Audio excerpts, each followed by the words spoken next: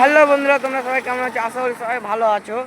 আমরা এখন বর্তমান ইন্ডিয়ার বাংলাদেশ শেষ সীমানায় যে বর্ডারটা আছে সেই বর্ডারের বাঁধে দাঁড়িয়ে আছি। নিচে আমাদের আমের গাছ আছে, তো আমরা ভাবছি আম পাড়তে যাবো। অনেক দিন পর বিদেশ থেকে এলাম, ভাবছি আম পাড়তে যাবো। আমটাও পাড়তে যেতে পারছি না, কারণ নিচে বিএসএফ আছে। গেলেই কিছু ক্ষতি করতে পারে, কি ধরে নিয়ে ক্যাম্পে নিয়ে যেতে পারে।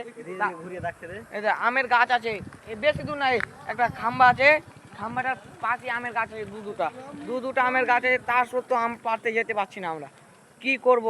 এখন 6টা বাজে, তাই যদি নদীর ধারের দিকে না যেতে পারি তো কি, তোমরাই বলো।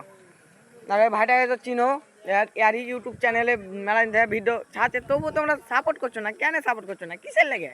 হ্যাঁ, সাপোর্ট না করলে কি ছেলেপিলা ভাইরাল হতে পারে বলো?